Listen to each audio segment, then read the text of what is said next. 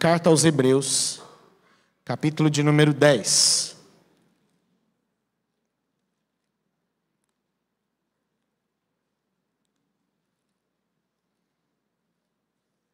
Hebreus, capítulo de número 10. Eu estarei lendo o verso 24 e o verso 25.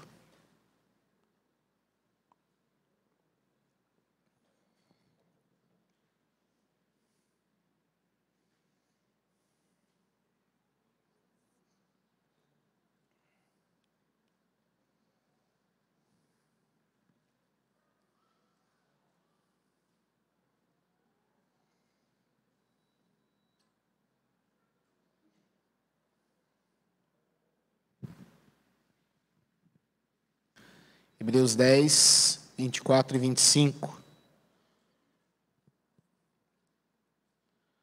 Antes da leitura, vamos, nesse momento, orar ao Senhor mais uma vez. Feche mais uma vez seus olhos. Esteja orando pela sua vida, ore também por mim, para que eu seja um instrumento também nas mãos do nosso Deus. Hebreus 10, 24 e 25, mas antes nós vamos orar ao Senhor. Deus amado, muito obrigado, Deus. Muito obrigado por esse momento de adoração e de culto. E que em nome de Jesus, como já foi orado aqui algumas vezes, fala conosco mediante a exposição da Tua palavra nesse momento. Ó Deus, que seja o Senhor falando aos nossos corações.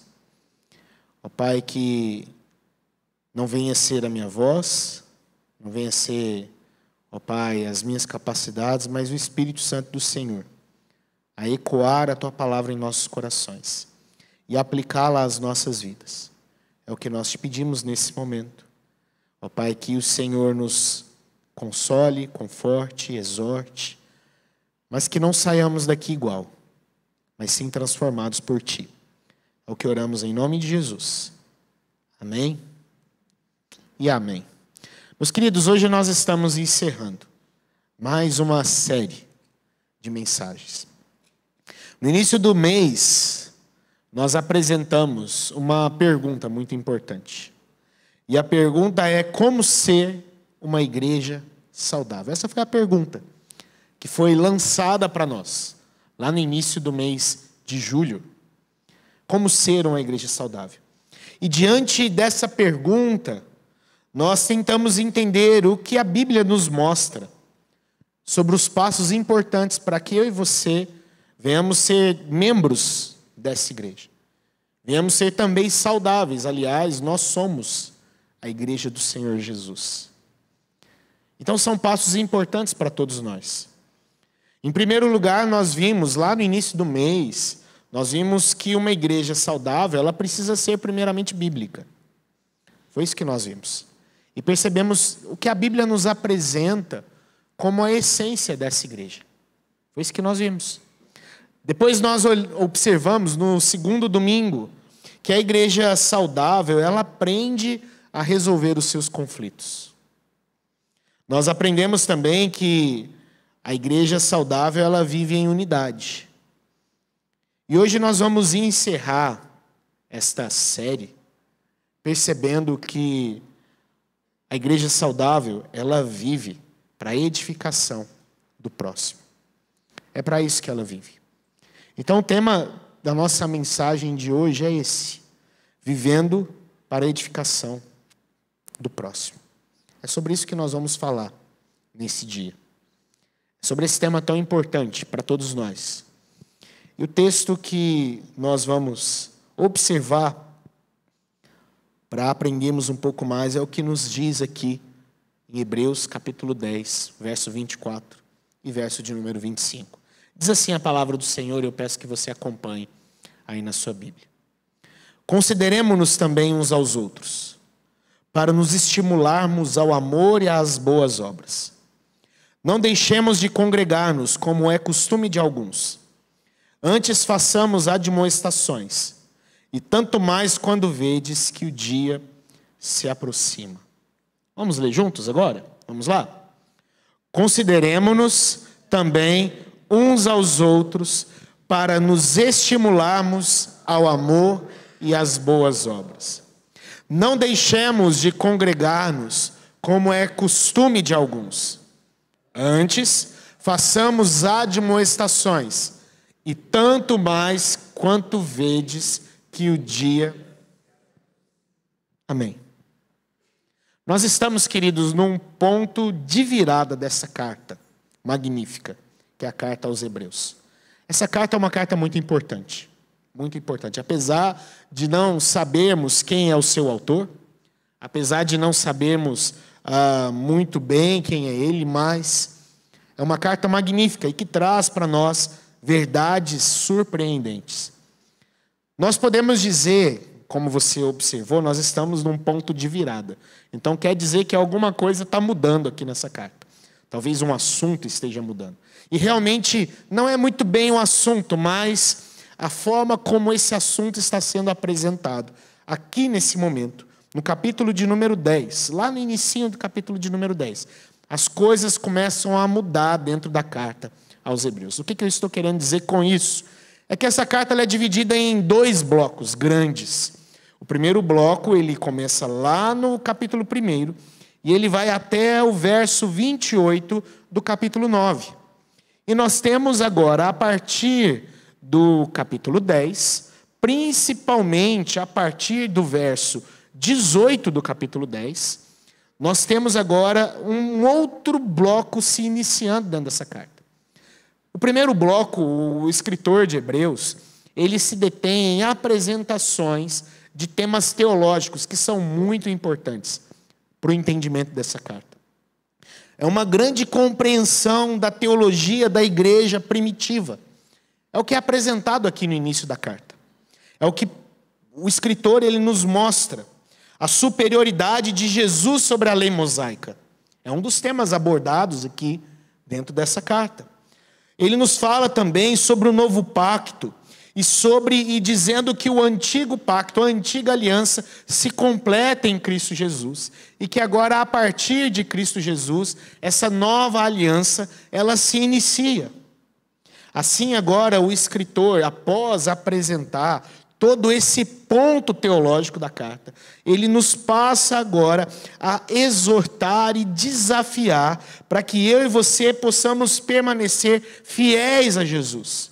Esse Jesus que é superior. Esse Jesus que através do seu sacrifício é o selo dessa nova aliança. Na verdade é a concretização, o início da antiga aliança e início da nova aliança em Cristo Jesus. E agora então, a partir desse momento, olhando para toda essa base teológica que foi apresentada desde o início da carta até esse momento, o escritor de Hebreus nos chama agora, coloca diante da igreja agora exortações para que ela viva de acordo com essa doutrina que foi apresentada. Para que ela viva de acordo com essa teologia que foi apresentada. Aliás, como já falei aqui várias vezes, de nada adianta uma boa teologia se nós não temos uma boa prática. De nada adianta. De nada serve.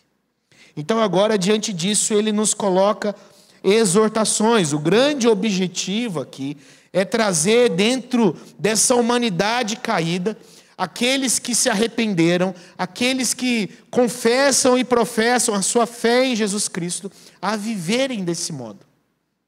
A de fato manifestarem diante desse mundo caído a sua fé em Jesus. A sua vida é transformada em Jesus. Então o restante da carta, daqui para o final, o escritor então ele passa a aplicar tudo isso. É como se a carta fosse um grande sermão, até o capítulo 9, e do capítulo 10 em diante fossem as aplicações de tudo aquilo que ele apresenta, de tudo aquilo que ele ensinou. Quando a gente chega aqui no nosso texto, o texto que nós acabamos de ler aqui nesse momento, nós percebemos que o lado horizontal da carta, ou seja, aquela visão horizontal, aquela visão da igreja com ela mesma, continua então a ser aplicada e a ser mostrada. Esse ponto ele começa ali no verso de número 23, de uma forma um pouco mais forte, e continua até aqui no nosso texto. O texto que nós acabamos de ler nesse momento. São grandes aplicações, são grandes verdades, mostrando a importância do relacionamento, mostrando a importância da comunhão para a igreja, mostrando a importância de aprendermos a viver nos edificando. É isso que ele nos apresenta. E é sobre isso que nós vamos ver nesse momento. Volte os seus olhos, então, para o texto que nós acabamos de ler, verso de número 24. Nós começamos aí o primeiro momento dessa carta. E hoje, diante desse texto, como é um texto muito prático, como é um texto, como eu acabei de dizer, de exortações, aplicações, de recomendações, hoje, diante disso, a estrutura do meu sermão ela vai ser um pouco diferente. Geralmente eu faço toda a exposição primeiro, depois lá no final eu trago as aplicações. Agora eu vou fazer um pouco diferente. Eu vou expor o versículo, aplicar o versículo, expor outro versículo, aplicar outro versículo. Só para os irmãos entenderem o motivo, porque é um texto muito prático. É um texto que, na verdade, já é uma aplicação do que foi ensinado. Então, nós vamos proceder então dessa forma. Então, o verso de número 24, nós percebemos que ele se inicia falando, então, sobre amor e sobre boas obras. É sobre isso que o texto nos mostra aqui nesse momento. Diz assim a palavra do Senhor: consideremos-nos também uns aos outros para nos estimularmos ao amor e às boas obras. A comunhão entre os irmãos é um dos principais antídotos para a apostasia. É um dos principais antídotos. Queremos talvez olhar como anda a vida, ou analisar como anda a nossa vida com Deus. Nós podemos medir com o nosso interesse e com o nosso intuito em estar junto com o povo de Deus. É um grande termômetro para nós. É uma grande forma para que eu e você possamos analisar a nossa vida cristã, analisar a nossa espiritualidade. O escritor de Hebreus entende isso. Ele entende que os membros da família de Deus, eles continuam a encorajar uns aos outros para se livrarem dos seus pecados, para permanecerem fiéis uns aos outros, permanecerem também fiéis primeiramente e principalmente ao Senhor. O escritor entende isso. Essa não é apenas, entenda, irmãos, uma exortação típica às boas obras. Na verdade, nós percebemos aqui que há duas questões muito importantes que o escritor trata aqui nesse primeiro versículo. O primeiro, para que haja um estímulo uns aos outros. E depois nós percebemos que, apesar e além de haver esse estímulo, há questões que precisam ser feitas, há maneiras que precisam ser procuradas. A igreja precisa se tornar um centro de manufaturação. E o principal produto a ser, então, produzido e transportado, e o escritor aqui entende isso, são as boas obras. É isso que ele nos mostra. Então, num primeiro ponto aqui para nós, a primeira exortação feita aqui para todos nós é: procure maneiras de estimular os outros ao amor e às obras. É a primeira coisa. É o primeiro ensinamento aqui para todos nós. Precisamos procurar maneiras de estimular os outros ao amor e às obras. É a primeira ordem. É a primeira aplicação aqui para nós, diante desse verso. Literalmente, é isto que o versículo está nos ensinando. Literalmente. Procure maneiras de estimular os outros ao amor e às boas obras. Se eu fosse traduzir, aqui numa versão Paulo César, revista atualizada, o versículo de número 24, eu iria traduzir dessa forma: procure maneiras de estimular os outros ao amor e às boas obras. E por que eu defendo essa tese? E por que o escritor está nos ensinando justamente isso? Ele usa duas palavras aqui muito importantes, dois verbos muito importantes. O primeiro verbo que ele usa é o verbo katanoomen, aqui no grego, e o segundo verbo é o verbo paroximon. São dois verbos muito importantes para a gente entender esse versículo. que aqui no português, aí na sua versão, se é a revista atualizada que está aí na sua mão, eles foram traduzidos para o português como: consideremo-nos também. E o segundo verbo foi traduzido como: para nos estimularmos. Provavelmente é assim que está traduzido na sua Bíblia, esses dois verbos. No primeiro, consideremo-nos também, a ideia não é somente de uma consideração. Mas o problema desse termo consideração é que a gente entende esse termo muito errado. Não que a tradução esteja errada, não, ela não está errada. Mas o nosso entendimento de consideração é errado. Porque quando nós falamos sobre considerar uns aos outros, a gente vai no primeiro nível do significado. Eu considero muito fulano. Eu tenho uma grande consideração por ele. A gente entra no primeiro estágio de consideração. Aquele nível mais raso da consideração. Aquele nível mais baixo da consideração. De simplesmente, é gente boa. Ele é até legal. Eu considero ele. Eu tenho... E aí, você é amigo dele? Eu tenho uma grande consideração por ele. A gente sempre vai no nível mais raso desse termo. Porém, a ideia dessa consideração, que aqui foi traduzida no nosso texto, que aqui está aplicada no nosso texto, a ideia no original é de preste atenção no seu próximo. Coloque os seus olhos sobre ele. Procure maneiras, esteja sempre procurando formas, prestando atenção nessa pessoa. Esteja sempre de olho nessa pessoa. A ideia que é esta. O considerar aqui é estar de olho, prestando atenção, procurando formas. Essa é a ideia aqui do nosso texto. O que Deus quer ensinar para mim aqui, o que Deus quer ensinar para nós como igreja, diante desse primeiro ponto aqui, desse primeiro verbo não devemos ser passível, esperando uma oportunidade, mas precisamos ser ativos, criando oportunidades, não apenas para demonstrar amor, mas também para ensinar a outras pessoas a fazer isso, demonstrar o amor. Isso é o considerar da carta aos Hebreus. O nível vai lá em cima agora. Como dizem por aí, o sarrafo aumenta quando nós olhamos e percebemos dessa forma. Não é apenas uma mera consideração.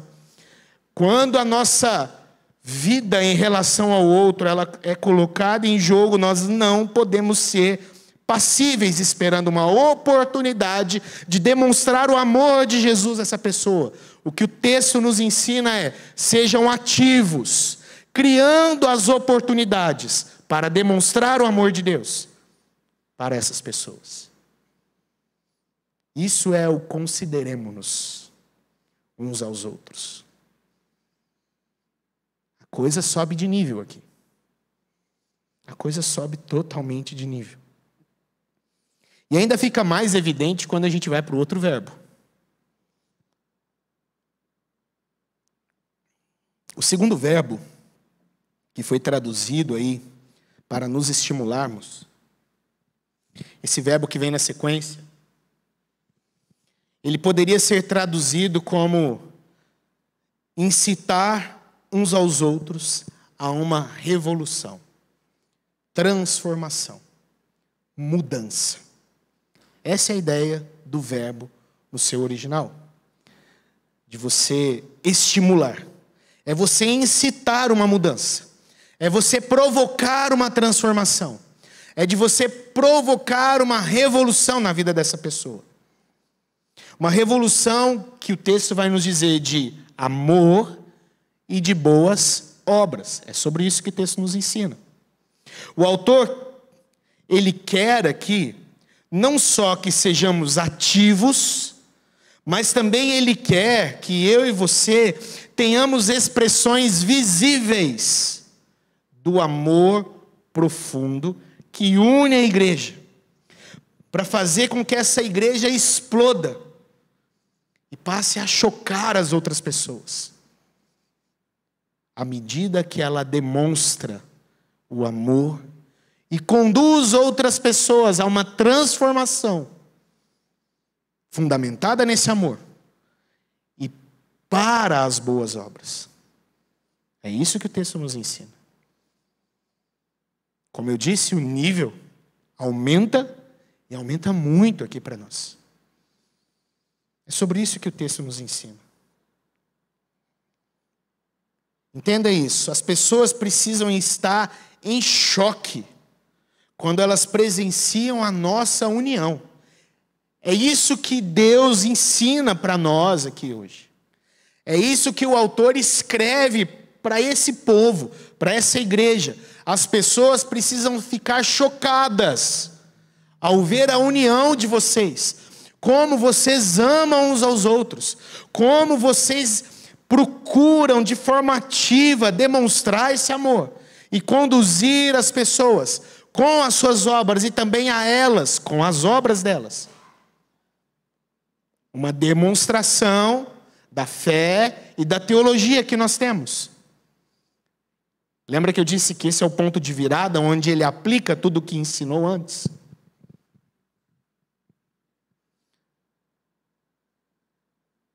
A gente volta aqui ao salmo que foi mencionado várias vezes semana passada. Como é bom e agradável viverem unidos os irmãos. Uma expressão de espanto. As pessoas precisam ficar espantadas. Tem um comentarista, William Lane, ele é um dos escritores de um comentário muito famoso. E William Lane, ele nesse comentário, que é o World Biblical Commentary, ele diz algo muito interessante, comentando aqui sobre o verso de número 24. Ele diz que a verdade passada pelo verso 24 é o cuidado contínuo uns para com os outros, que encontra uma expressão no amor, nas boas obras e no mútuo encorajamento, que é proporcionado pela participação ativa nas reuniões da comunidade. Não simplesmente quando nos ajuntamos, de participar de forma passiva. O escritor, ele quer nos conduzir a uma participação ativa. Não espere as oportunidades, crie as oportunidades. Não fique de braços cruzados, antes incite, provoque os outros a essa transformação. É sobre isso que o texto nos ensina. Entenda uma coisa, queridos, entenda isso. Um dos melhores testemunhos e ferramentas evangelísticas para o povo de Deus é esse sentimento de amor e o oferecimento de ajuda. É uma das melhores ferramentas evangelísticas. Quando as pessoas estão passando por momentos difíceis, elas precisam saber que há um grupo que sempre estará lá por elas. São seus irmãos, suas irmãs em Cristo Jesus. Como é bom saber disso. Como é bom saber que há uma igreja orando por nós. Como é bom saber essa verdade. Como é bom saber que tem irmãos que estão lá prontos a nos auxiliar. Como é bom saber disso. Como é bom receber uma mensagem dizendo assim: olha, estou orando por você. Como é bom saber disso. Como é bom saber que há pessoas que dizem: olha, se precisar de mim, eu estou aqui, posso te ajudar em alguma coisa. Não passe por luta sozinho. Eu estou aqui se precisar. Como é bom saber disso. Como é bom perceber essa verdade. E nesse mundo solitário que nós vivemos, essa verdade ela é poderosa, irmãos. É uma grande ferramenta de evangelização que a igreja tem. Nós que vivemos nesse mundo solitário, individualista. Saber que em Cristo nós temos irmãos, uma comunidade, nós temos amigos que estão ali por nós. Como é bom saber disso. E como há pessoas que talvez estão gritando por essa verdade hoje.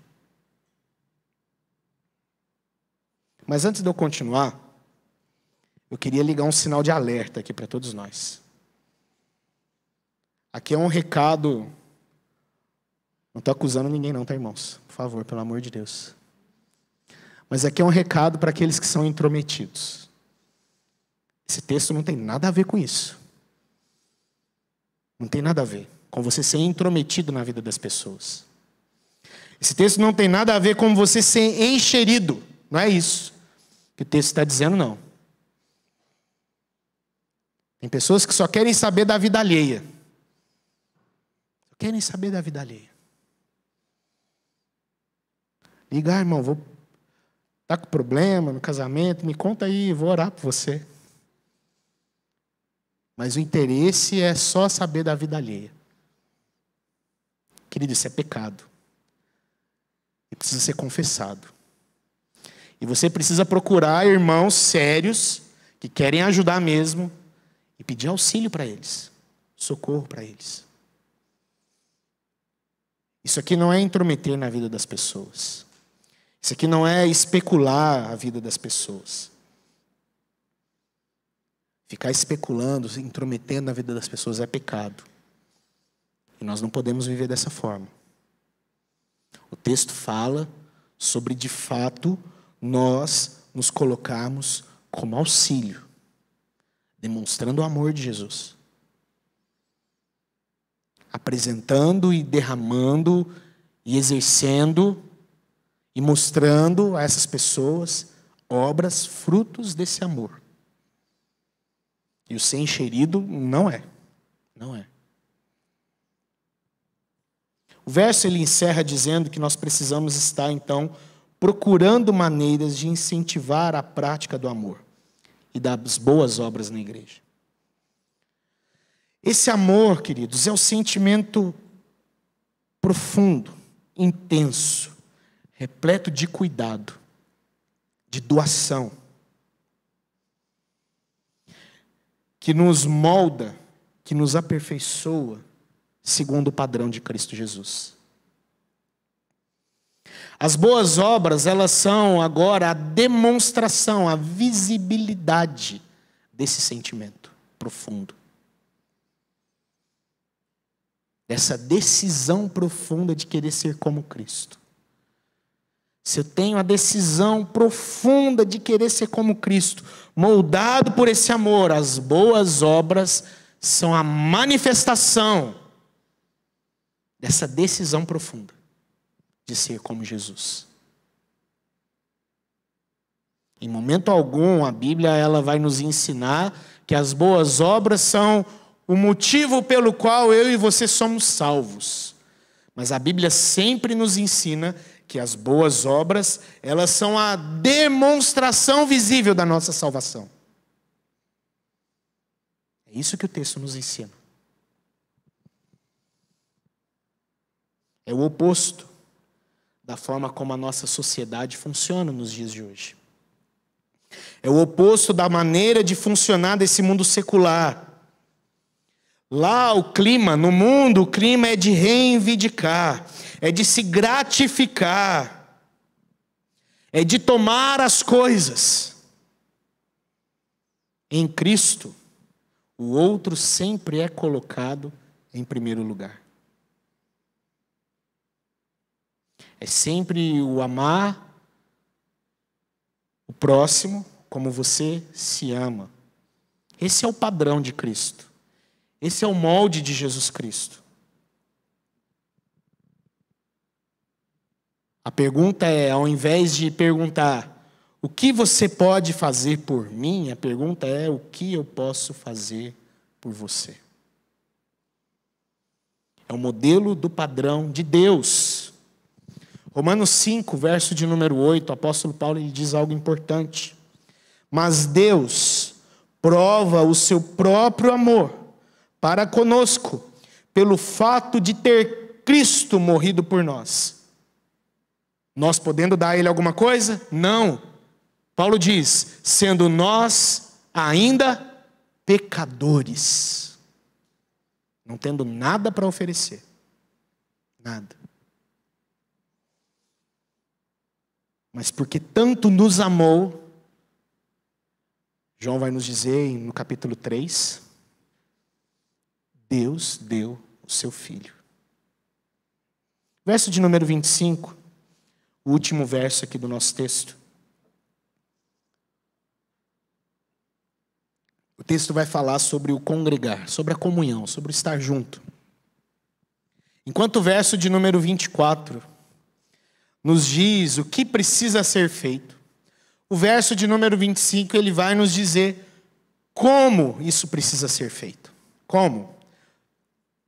Beleza, precisamos demonstrar o amor, precisamos de alguma forma induzir, praticar, despertar nos outros a intenção de manifestar as boas obras. Mas como então nós fazemos isso? Em tempos de dificuldade, queridos, é muito fácil para mim e para você cavar um buraco no chão, enfiar-se nele, a fim de se perder, de estar sumido do mundo. Às vezes é isso que a gente gosta, né?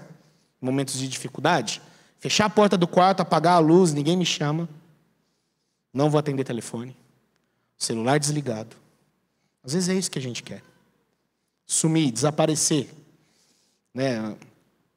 Quando minha mãe ficava brava comigo, ela falava assim, vontade de sumir. As mães se identificaram. Hoje eu me identifico também. Mas às vezes é isso que dá vontade. Cavar um buraco, desaparecer, nem que seja por 1 minuto, sem ninguém nos chamar, sem ver o rosto de ninguém, sem querer falar com ninguém. Mas entenda uma coisa, Cristo estabeleceu uma comunidade de amor. Cristo estabeleceu uma comunidade na qual nós não nos escondemos uns dos outros, mas nós nos voltamos uns para os outros. Os cristãos fracos, nas suas igrejas domésticas, é porque acham que a casa dele é igreja, acham que culto online é culto, eles tentam se esconder e tentam fugir. Perderam o senso de identidade. Se retiraram dentro deles mesmos. Enquanto Cristo nos mostra que Ele criou e estabeleceu uma comunidade na qual o seu povo deve viver em união.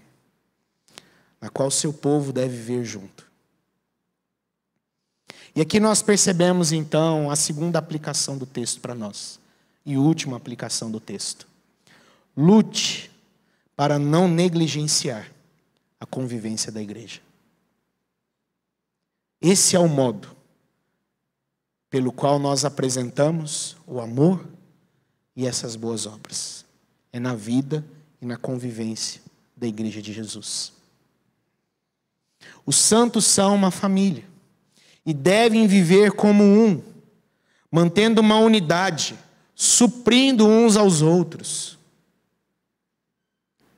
É assim que a igreja funciona. Assim a igreja foi estabelecida. Os estudiosos aqui, frequentemente, quando eles olham para esse texto, eles vão dizer que esse texto aqui, esse versículo de número 25, ele já nos aponta, eles já têm, o escritor de Hebreus já tem em mente também, de uma forma misteriosa, que obviamente foi dada a ele através da inspiração do Espírito Santo. Mas ele já tem em mente a congregação dos últimos dias. a igreja do primogênito, como vai ser dito lá no capítulo 12 de Hebreus. A igreja de Jesus, a igreja invisível, triunfante, a igreja que venceu, a igreja que está de pé diante do Cordeiro adorando. E de fato, o texto nos conduz a esse entendimento. Até quando nós continuamos a ler, nós chegamos no capítulo de número 12, e é sobre isso que o texto fala. E até mesmo o final aqui do verso de número 25, onde ele diz que precisamos fazer isso tanto mais quando vedes que o dia se aproxima. Ou seja, ele tem em mente, ele tem aqui na sua ideia, obviamente, essa igreja do final dos tempos. Nós, dentro da mente do autor, dentro da ideia do autor, e esse é o conceito bíblico para nós, nós somos as pessoas que irão se reunir na eternidade. E como tais pessoas que vão se reunir, vão congregar na eternidade, devemos viver de acordo com isso desde já.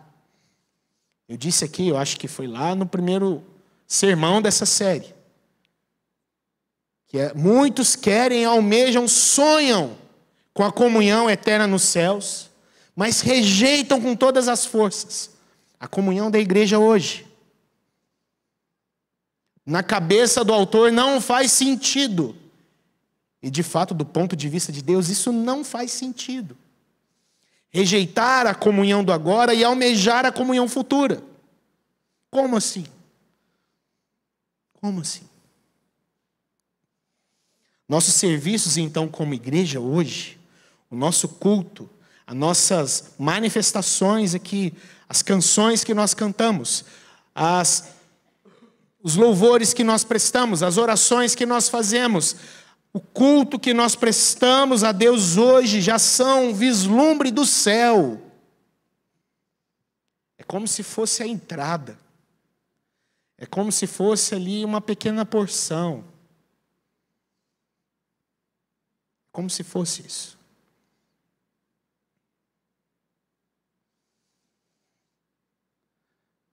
É isso que o texto nos ensina. Esse era o costume de alguns, se afastar da convivência da igreja. O erro de muitos,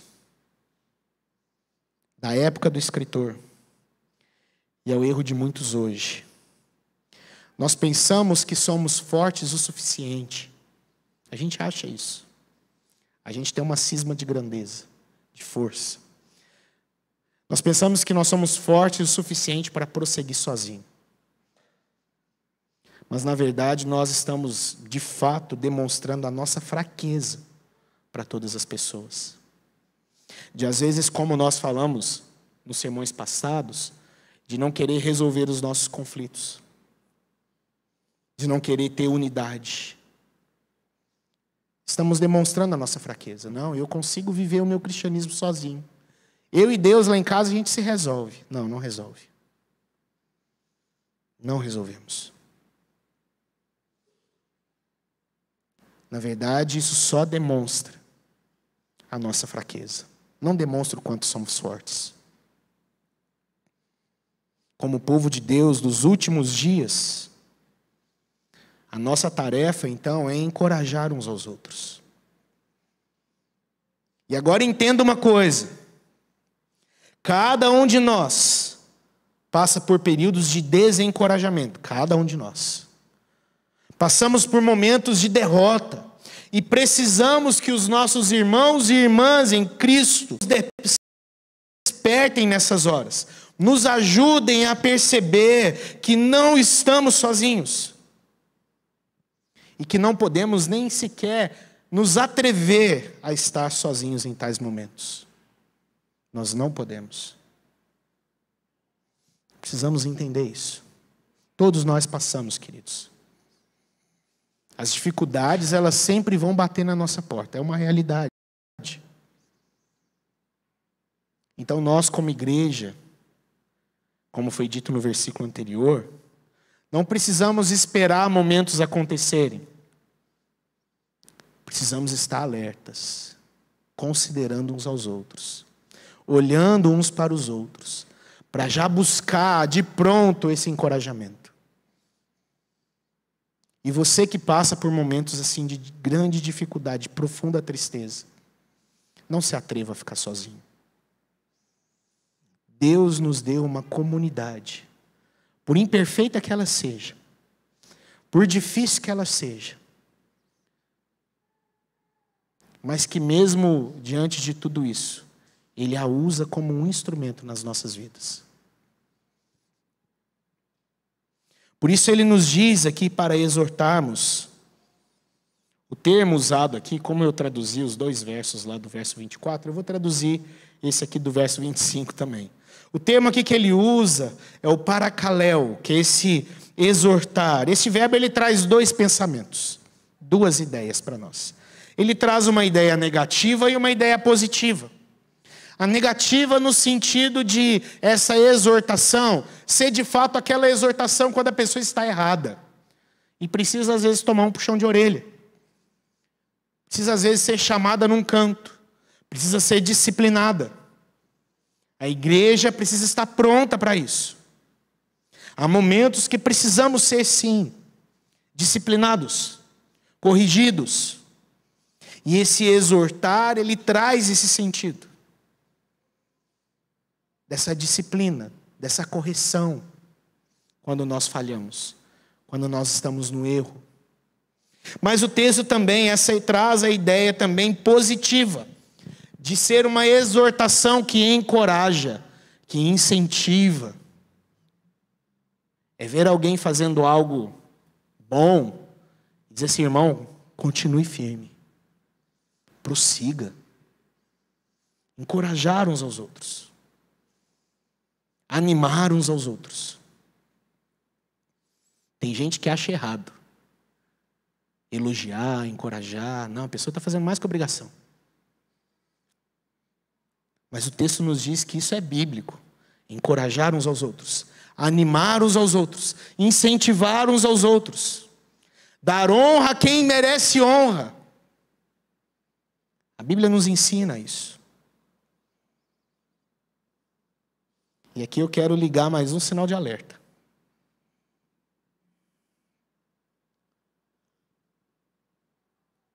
Lá no início eu dei um recado para os enxeridos, né? Aqui é para os julgadores. Tem pessoa que gosta de julgar. Isso também não tem nada a ver com julgar pessoas. Não tem nada a ver. Nada a ver. Exortar não é simplesmente aplicar juízo. É apresentar a saída. É mostrar o perdão em Deus.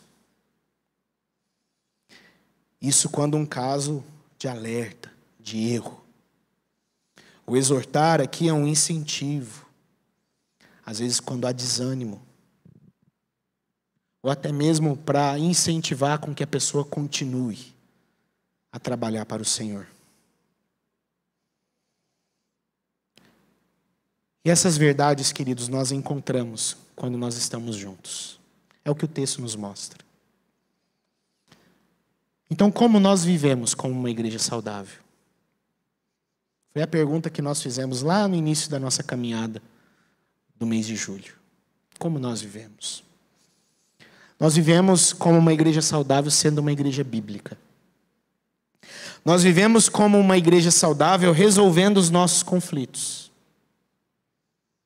Nós vivemos como uma igreja saudável buscando a unidade. E vivemos como uma igreja saudável edificando uns aos outros. Isso quer dizer que nenhum crente pode ser individualista. Nenhum crente. Nós somos responsáveis pelos nossos irmãos, queridos. Entenda isso. Às vezes nós ouvimos, às vezes eu ouço muito, eu não sou responsável, não sou pai do ciclano, mas nós somos responsáveis pelos nossos irmãos em Cristo. Temos de refletir sobre como nós podemos ajudar os outros crentes. Eu e você precisamos refletir sobre isso. Temos de considerar o impacto das nossas ações na fé das outras pessoas. Considere o impacto daquilo que você faz na vida das outras pessoas. Que às vezes uma palavra errada, uma atitude errada, arruina a vida de alguém. Nós precisamos entender isso. O apóstolo Paulo, ele nos ensina várias vezes sobre isso. Até mesmo abrir mão de liberdades que nós temos para não ofender aqueles que são fracos. Paulo nos fala sobre isso. Quando ele diz aos Romanos, lá no capítulo 14, quando ele está falando lá sobre coisas sacrificadas a ídolos, ele diz, se há pessoas fracas na fé, se há pessoas iniciantes, não coma, não faça isso por amor a essa pessoa. Considere as suas atitudes na vida do seu próximo. Ele nos chama a refletir, a pensar sobre isso. Precisamos entender também a possibilidade de sermos úteis aos outros.